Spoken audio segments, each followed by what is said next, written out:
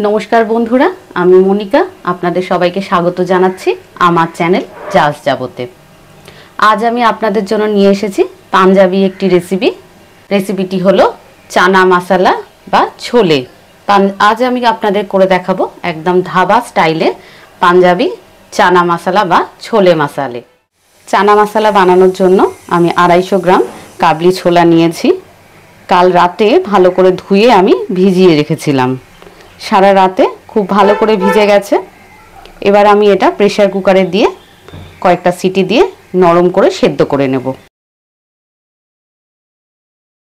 আমি এবার একটু প্রেসার কুকার নিয়েছি, তার মধ্যে এই ভেজানো কাবলি ছোলাগুলো দিয়ে দেব।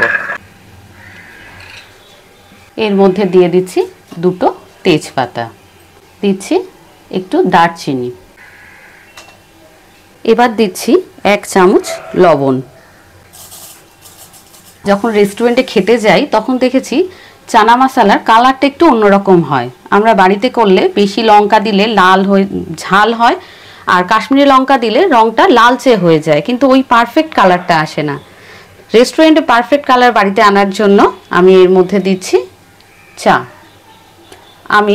আমরা যে চা খাই মানে ফ্লেভার টি না, এমনি যে গুঁড়ো চা হয় সেই চাটাই জল দিয়ে 1 চামচ চা দিয়ে জল দিয়ে ফুটিয়ে নিয়েছি। আমার কাছে এই মুহূর্তে টি ব্যাগ নেই, আপনাদের কাছে যদি টি ব্যাগ থাকে তাহলে আর আপনাকে লিকার চা করতে হবে না, এর মধ্যে একটা টি ব্যাগ দিয়ে দিলেই হবে।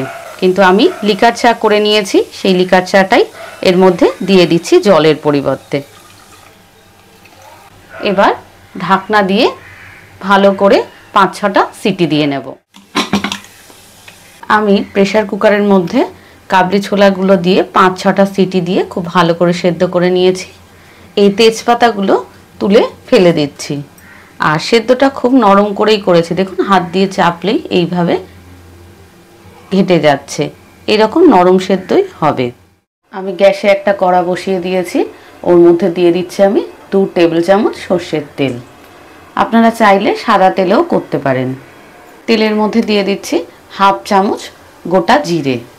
জিরেটা হালকা ভাজা হলে এর মধ্যে আমি দিয়ে দেব মিডিয়াম সাইজের 2টো পেঁয়াজ। আমি খুব জিরি করে কেটে নিয়েছি। পেঁয়াজটা হালকা লাল করে ভেজে নেব। পেঁয়াজ হালকা লাল করে ভেজে নিয়েছি। এবার একে একে কিছু মশলা আমি এর মধ্যে মিশিয়ে দেব। প্রথমে দিচ্ছি 1 চামচ রসুন বাটা। এবার এর মধ্যে দিয়ে দেবো আমি 1 চামচ আদা বাটা। আদা রসুন বাটা দিয়ে একটু 2 মিনিট নাড়াচাড়া করে নেব, আদা রসুনের কাঁচা গন্ধটা যাওয়া পর্যন্ত। এবার এর মধ্যে দিচ্ছি আমি 1/2 চামচ হলুদ গুঁড়ো, দিচ্ছি 1 চামচ লঙ্কা গুঁড়ো, দিচ্ছি 1 চামচ ধনে গুঁড়ো, 1 চামচ জিরের গুঁড়ো, 1 চামচ চানা মশলা। এবার খুব ভালো করে মশলাটা কষিয়ে নেব। মশলাটা হালকা কষিয়ে নিয়েছি। এবার ওর মধ্যে আমি মিশিয়ে দিচ্ছি 2টো টমেটো কুচি। কাবলি ছোলা সেদ্ধ করার সময় 1 চামচ লবণ দিয়েছিলাম, এখনও 1 চামচ লবণ দিচ্ছি, পরে টেস্ট করে দেখব, যদি লাগে তখন আবার দেব। এবার খুব ভালো করে টমেটোটা সেদ্ধ নরম হওয়া পর্যন্ত আমরা কষাবো। টমেটোর সঙ্গে মশলা ভালো করে কষিয়ে নিয়েছি। এবার 5 মিনিট ঢাকা দিয়ে রান্নাটা করব, যাতে টমেটোটা একদম নরম হয়ে গলে যায়। 5 মিনিট পর আমি ঢাকনাটি খুলছি। টমেটো নরম হয়ে গেছে। এর মধ্যে মিশিয়ে দেব আগে থেকে সেদ্ধ করে রাখা কাবলি ছোলাগুলো।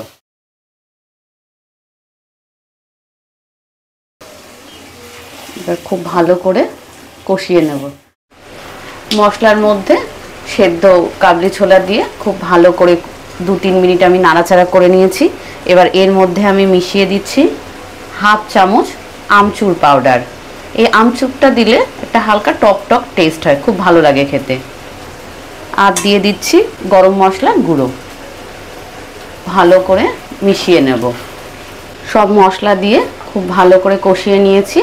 এবার এর মধ্যে আমি দিয়ে দিচ্ছি 1 কাপ হালকা গরম জল। গরম জল দিয়ে খুব ভালো করে মিশিয়ে ঢাকা দিয়ে আমি 5 থেকে 7 মিনিট রান্নাটা করব মিডিয়াম টু লো ফ্লেমে।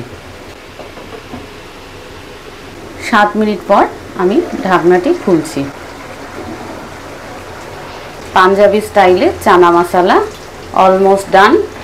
এবার এর মধ্যে আমি সামান্য কয়েকটি জিনিস আর মেশাবো।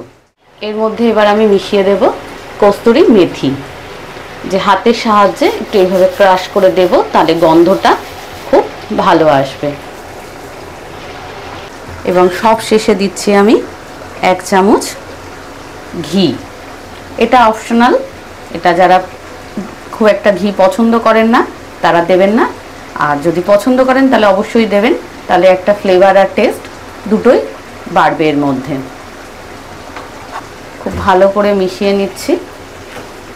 এবার গ্যাসটা আমি বন্ধ করে দেব আর ঢাকা দিয়ে 5 মিনিট রেখে দেব।